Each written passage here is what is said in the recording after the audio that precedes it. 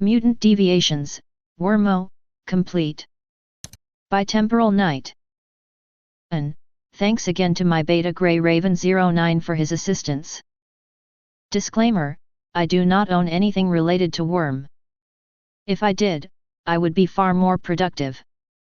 Please enjoy and let me know what you think in a review if you feel like it. Deviance 02. I waited until I was a few blocks away from Miss Militia before stopping in another alley and pulling out my phone again. Shutting my eyes, I took a few deep breaths before grimacing and making the call. This was going to bite me in the ass so bad. I knew you'd call soon enough, Taylor, my father said before the phone had even finished ringing. I could hear his smile through the line. Focus, Taylor, focus. You said that you have contacts in the PRT. I assume you have a general idea of what happened last night. I replied. He was quiet for a brief moment, then he made a noise that could generously be considered a mule of agreement. If you are referring to how you've managed to get Panacea working under you, yes, I'm aware. I managed not to snarl, though it was a close thing. She's not working under me, she's my friend. Look, can you make the PRT leave us alone for a few days or not? Just long enough for Amy to cool down for a bit. He chuckled. You know I can't guarantee anything, Taylor. However, if you can keep your new teammate under control, I'll make certain that the PRT abides by a live and let live policy for the moment. I'll also email you the emancipation documents that Amelia will need if she wishes to continue healing at hospitals without attachment to a team with adult supervision. I was quiet for several seconds before reluctantly muttering, thanks. You realize, of course, I'm going to bring up this favor at some point, right? If it gives us room to breathe for the moment, I can deal with that. This is tiny in the grand scheme of this city anyway.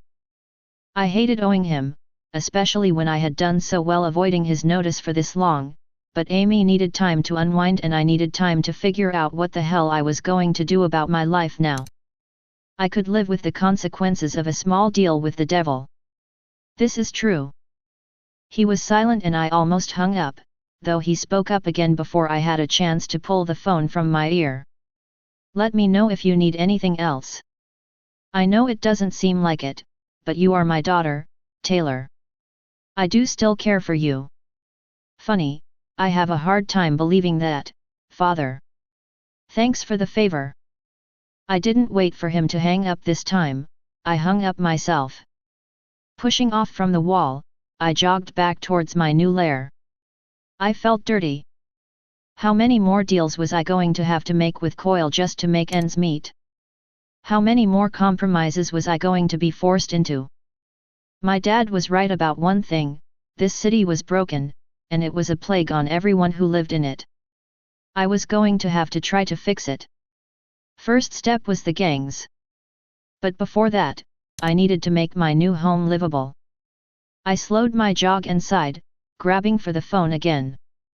This workout is so shot, I muttered to myself, pulling up Madison's number. As her phone rang, I ran through a list of things that we would need and grimaced. Finally, she picked up and my grimace widened. God, I really was going to be asking one of my former bullies for help getting clothes and furniture. What the hell had the world come to? Taylor? Why aren't you sleeping? You just left like 3 hours ago. Long night, long morning. I'll sleep later. I can't get back to my house right now, so I need clothes. So does Amy. Can you do some clothes shopping for us and bring something by? Some food too? Also, I need to know just how much power use you can hide regarding the factory. We're going to be using it a lot more than expected. Madison was silent for a few moments, then I heard a hum like her computer booting up in the background. Honestly, I can probably make the factory disappear from the company records easily enough. It'll look like we sold it to a subsidiary, and between the two sets of data nobody will ever realize where the action records are, let alone where the electrical bill is going. No one audits the little companies in Brockton Bay, because everyone knows that if you do, you could annoy the gangs by accident. While we don't have any holdings in their territory, the audit people don't know that for sure. Give me till noon and I can make you disappear. If you ever leave though, let me know so that I can give my dad his factory back. I pulled the phone away from my ear and stared at it for a moment. Shaking my head I said, seriously, what the hell were you doing with those two bitches? If you're that good with a computer you should have your own clique or at least be smart enough to stay away from Sophia. Sophia was, not what I expected, Madison sighed. I thought she was a jock, not a psychopath. I don't know how to deal with psychopaths. Do you need anything else at the moment? Don't suppose you can mail order us some more furniture? Like a real bed? She snorted. Sorry, I need actual money for that. I don't have seed funds for that, Taylor. If you can direct me to some cash though, sure. She paused and continued on very slowly, though, if you really need it, I might be able to direct something your way if I. Crap, she was talking about hacking one of stores and sending some of their deliveries to us, to me, wasn't she? God, when she talked about doing anything to make things up to me last night she had really meant it. How was I collecting mentally broken people?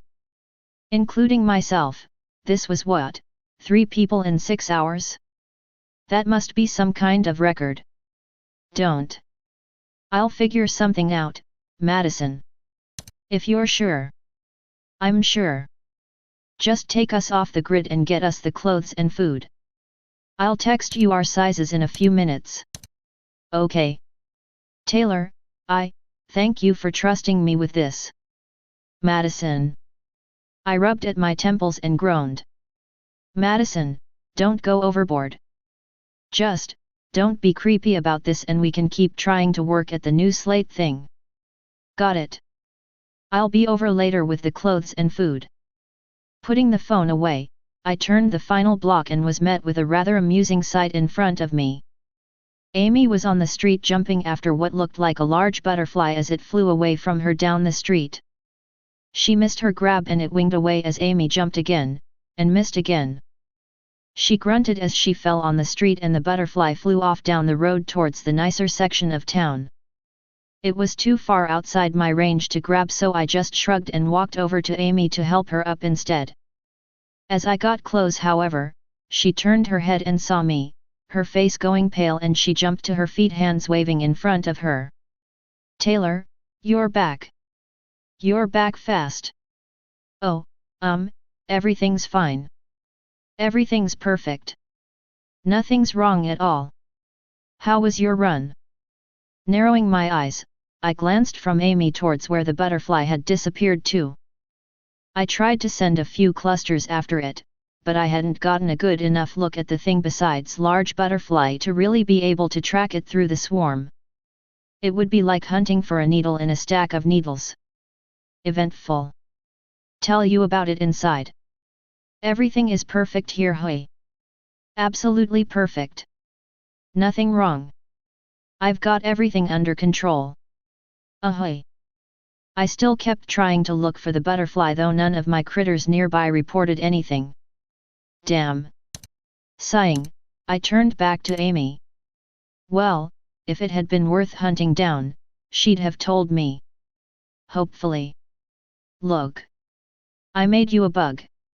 Amy shouted and ran into the factory. I tried hard not roll my eyes at her declaration. I had gotten that impression fairly clearly, Amy. Following along dutifully, I closed the door behind us and trooped up the stairs. As soon as we got near the office I felt the new critter and my steps faltered. She really made me a bug. Holy crap! That had to be the single sweetest, and possibly creepiest, thing anyone had ever done for me before. I stepped into the office while still examining the bug through my power. Amy was holding it up in both hands as if it was the Holy Grail and smiling at me. The thing looked like some sort of souped-up Hercules beetle combined with a wasp and given bladed legs. It was like the wet dream of one of those game designers from Earth Olaf. The bug was big, probably a little smaller than the size of Amy's palm, basically the size of a rat, though the 3 top blades from the Hercules beetle base gave it a more impressive forward girth. It had wings on its back much like the beetle, only larger.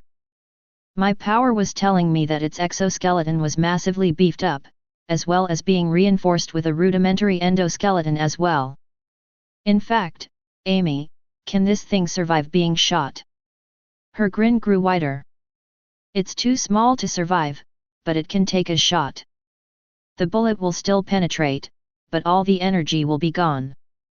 From small caliber rounds at least. If you cover yourself with these, even without the spider silk suit, the worst you'd get from being shot at by an assault rifle is just some bruising. Anything larger though would probably still penetrate, and it wouldn't do to get too used to using them as a shield. And with a dramatic flourish she presented it to me. I call him a blade bug. He can breed really rapidly so you can jump his numbers up too. You'll have to push him to do that though because I manually suppressed the mating urge. He doesn't reproduce unless you force him to. At least, he shouldn't. Yet, we need to work on your naming, but I can see why you call him that, I murmured. The front 2 legs were mostly just sharpened blades like on his head. The back 4 legs were more traditional legs though their central mass were sharpened enough to be used as weapons as well. And it had a sharp stinger too. The stinger didn't have venom, though it also didn't separate like with some bees' stingers and it could be used like another knife. Damn, Amy, this thing is awesome. You really like him? You're not just saying that. Her voice was soft and she was looking at the floor as I shifted my focus from the bug to the girl. Smiling, I took control of the blade bug and had him fly off to the side as I wrapped her into a rib-cracking hug. I love him. Thank you, Amy. You're welcome, she whispered, leaning her head against my shoulder. The blade bug did a nice little celebratory lap around the 2 of us as I kept squeezing my friend. I had a new bug for the swarm. An awesome new bug for the swarm. Hello Hive/Queen, this is Lisapedia, you're on with new name pending. Please note this call may be recorded for blackmail purposes. How can I help you today? The speaker in my phone chirped snarkily as I held it between me and Amy.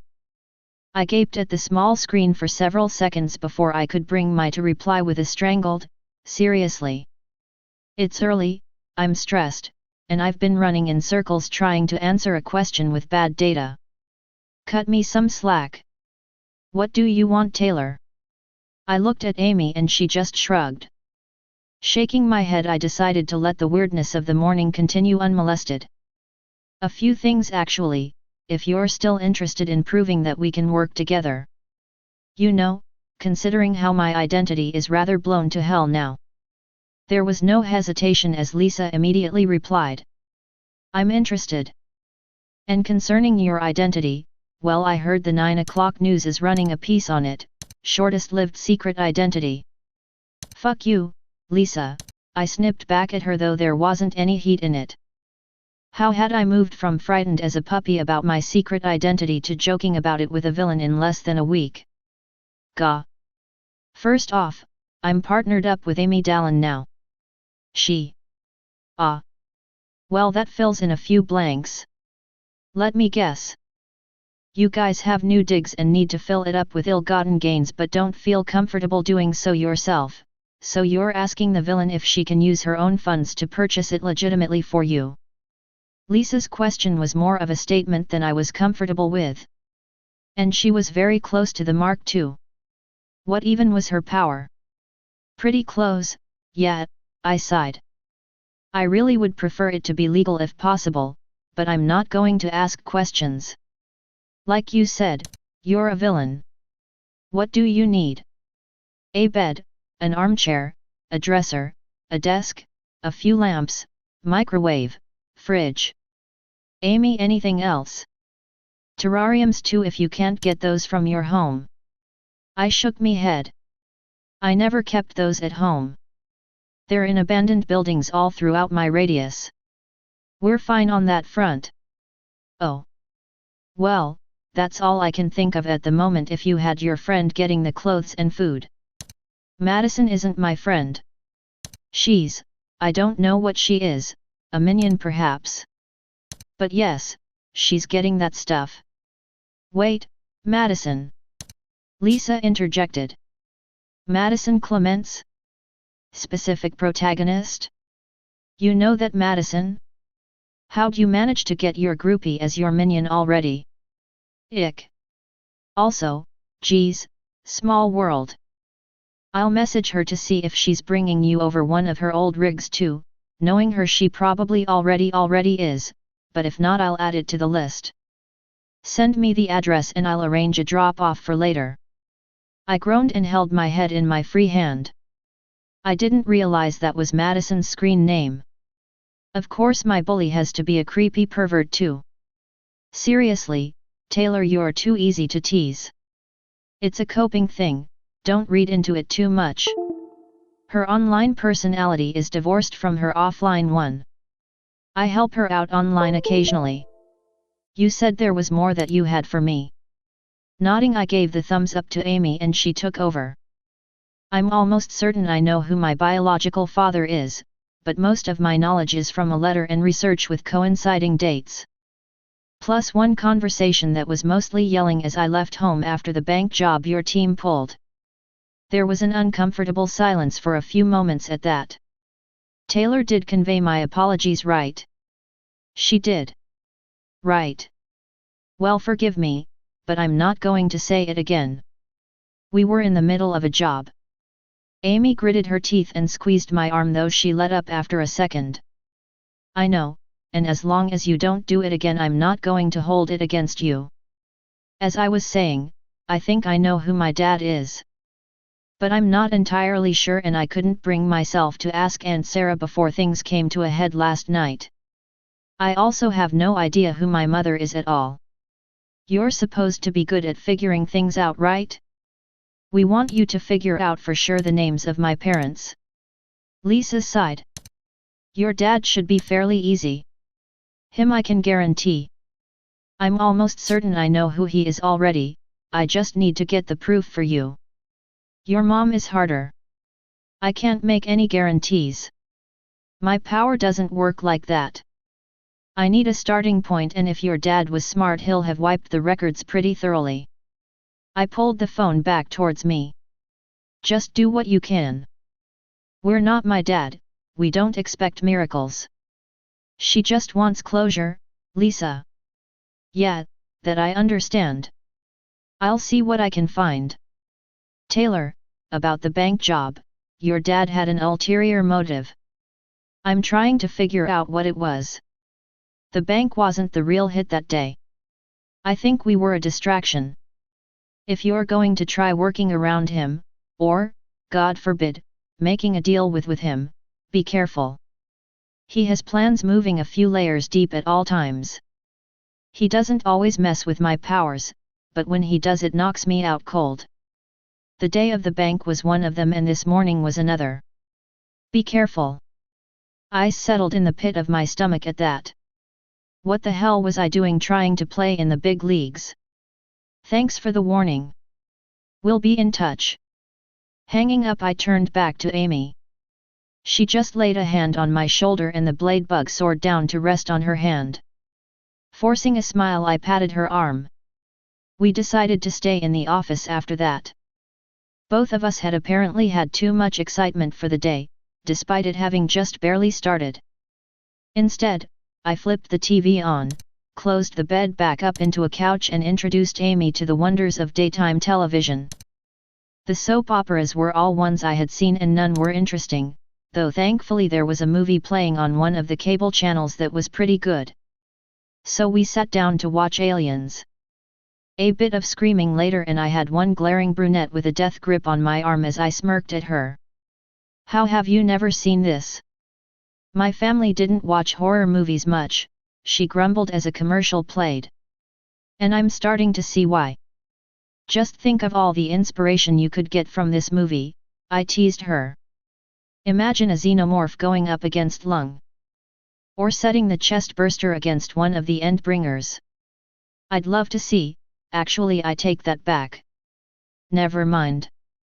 That's a really bad idea. Forget I ever said that. Please don't set a chest burster inside an Endbringer. The aliens are bad enough when they have humans and dogs as the base. With an Endbringer as a base? Yeah. Just no. They kill dogs too in this movie. Amy looked absolutely horrified at that thought and I felt bad for the urge to laugh. No.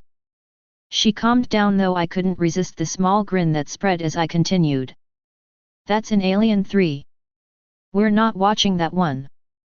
Whatever you say, Amy. Is this one almost over? You still have to see that alien queen. Amy turned to look at me as the movie started up again. I ignored her for almost a solid minute. She finally had to poke me in the side of the head before I raised an eyebrow at her. There's a mother. It's badass. Seriously. Totally awesome. Probably should have won. If you think the sequels are canon, it kinda did. That's even more awesome. Taylor. That's scary to an insane degree, Amy stated completely deadpan. And now you see why I think spiders and wasps are cool. Watch the movie, Amy. I hate you, Amy groaned as she settled back down into the couch and twisted to stare glumly at the screen again.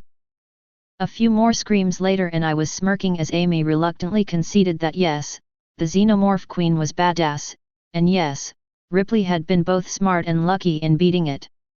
Overall, I counted it as a win. The movie was just finishing up as I took note of someone approaching the factory through my patrols. Redirecting the flies a bit closer for a better visual, I smiled as I got a good look at Madison. She had a large backpack on that seemed to be stuffed to the gills as well as several large shopping bags that were bigger than she was. How she had managed to get all the way here from wherever she had started without falling over was a mystery for the ages.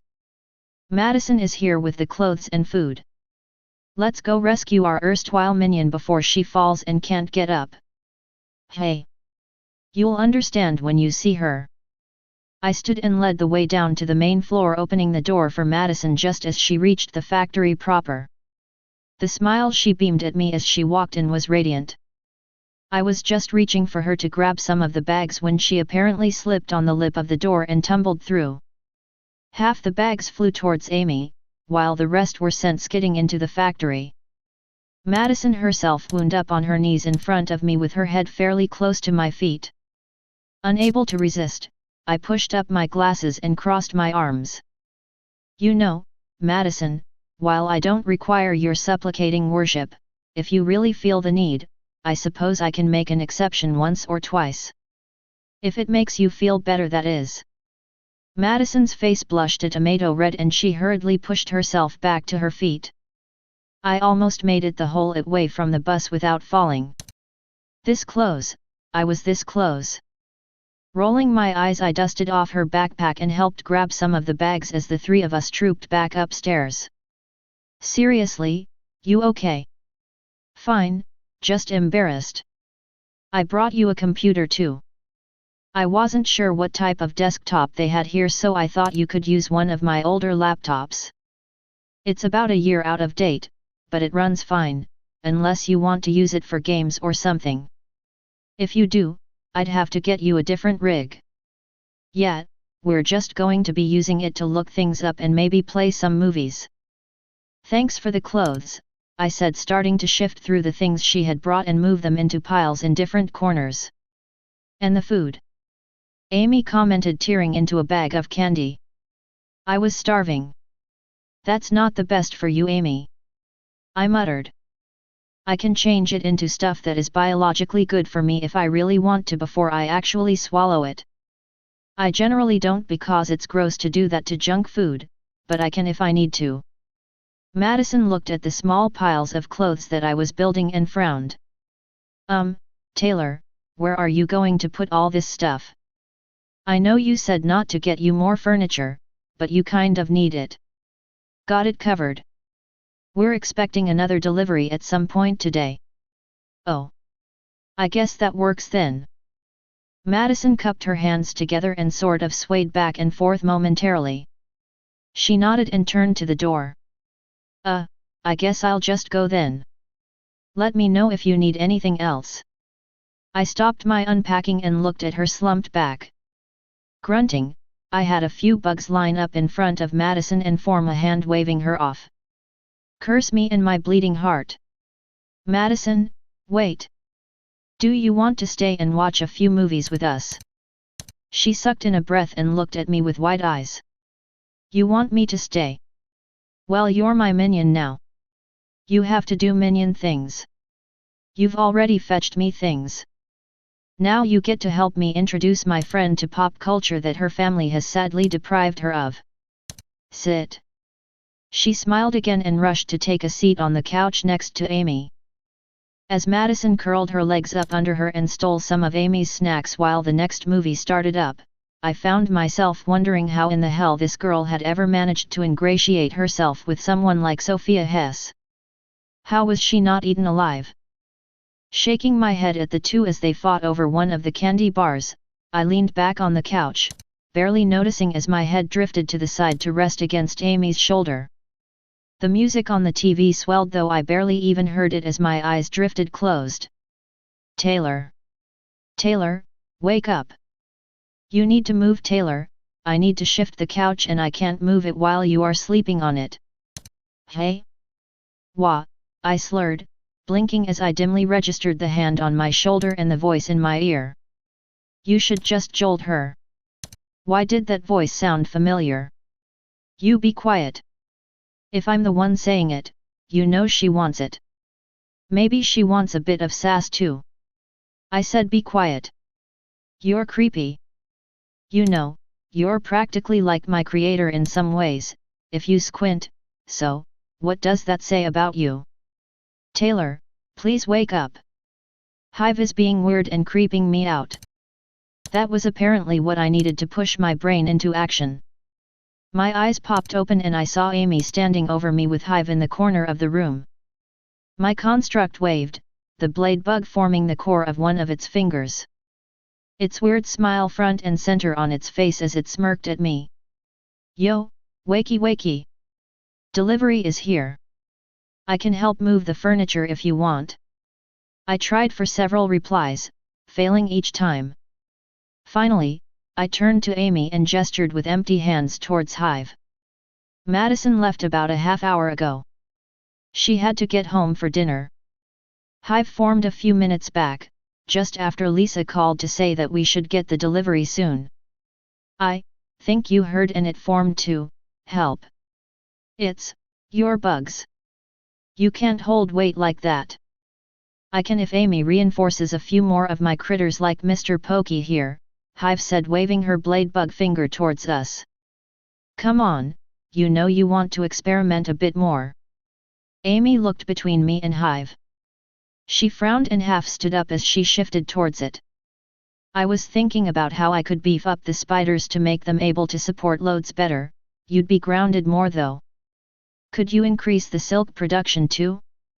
Gives me more options for takedowns without hurting people if I can wrap them up faster and stronger. I held up a hand. I'm sorry, are you conversing with my power? Looks that way, Amy muttered. I'll need to use the flies as base organic material for the modifications, and I'm not touching the roaches. Not right now. They're gross. They're really not, but sure, I'll let Taylor work on you for that. Just the spiders are fine. Hive shifted its composition and all of the non-spiders seemed to flow out of the construct and disperse around the factory, leaving just a conglomerate of spiders and the single blade bug plus a small mass of flies lumped in the stomach region. It looked even less like a person now. And looking at it with my power was even stranger than normal, since spiders weren't meant to grip like that. Even when they were organized, that was just wrong. Amy apparently disagreed, since she moved towards Hive and held out her hand. Despite my concern, I admit, it was fascinating to be able to see the changes happen in real time. The spiders didn't change visibly all that much besides bulk up a bit. Internally though, they gained a rudimentary endoskeleton like the blade bug, as well as extra spinnerets and new glands to help with the silk production. They nearly tripled in weight, though the extra pseudomuscle things that fit onto the new skeleton that Amy gave them more than made up for it. By the time she was done, I wouldn't be surprised if they really could help us move the stuff around the office. Amy, I said. Yeah, she replied, stepping back from Hive with a small nod. That's really impressive. But next time you want to work on my swarm, please don't talk to Hive about it without talking to me first. Hive might be my subsidious, but I'm the one who should have control of the swarm. Not the construct. Okay? Talking to my power about my power it's just wrong. There are limits, Amy. Amy licked her lips and turned back to me. Right. I just wanted help. Sorry. It's okay. We're still getting to know each other and figure out our limits. This is apparently one of mine. In extremes it's fine. But if there is time, talk to me, not Hive. Cool. Cool, Amy replied, nodding vigorously. Awesome. I stood and glared over her shoulder. And you? Stop looking smug. I would have thought of that eventually. Technically you did think of that. Hardy har har. Move the damn couch, Hive. As you command, mistress, it said, bowing with an overly embellished flourish. Between the three of us, we managed to shift everything to one side, or out of the office entirely, just in time for the new things to arrive. The dresser was the perfect size and the lamps did a fantastic job of lighting up the place. How Lisa had gotten everything just right was a mystery for another day, though not one I particularly cared to put high on the priority list. I was more inclined to berate her for her apparent continued need to troll me. She had sent a queen-size bed. Amy and I heated up our dinners in the new microwave, watched one final movie and curled up on the new bed. While it was still a bit smaller than I had hoped, it was, at least, gloriously comfy. Especially compared to my old bed and the pull-out couch. Taylor. Yeah, Amy. About what I had said the other day. About my sister, do you think I'm horrible for feeling that way about her for so long? I rolled over and locked gazes with the brunette brushing a stray lock of hair out of her eyes. For one thing, Amy, you said yourself, you never really had a choice. I would be a pretty horrible friend if I thought you were a bad person for something you couldn't control. When you put it like that, it sounds like I'm being stupid for worrying, Amy murmured. I chuckled. You are. My dad is running a gang that controls a decent chunk of the city and is apparently aiming to control the rest as well. Compared to that, what's a bit of adopted sibling accidentally forced love? Amy frowned and shook her head as best she could while lying down. You're not responsible for his actions, Taylor. I know. But I still feel like I should have seen what he was becoming a long time ago and been able to help stop him before he got so far along this path. Compared to me, you're fine, Amy. Besides, you walked away, right? Yeah, she said softly. Then she smiled and said it again, louder and stronger, yeah. I did. I walked away. I chose to leave. I chose to leave her. I can keep walking away and I can choose where I go from here. I walk my own path. Yes, you do. We both do. I shifted closer on the bed and pulled her into a hug which she eagerly returned, squeezing my ribs almost hard enough to bruise. We got this, everything is going to be fine. Thanks for watching.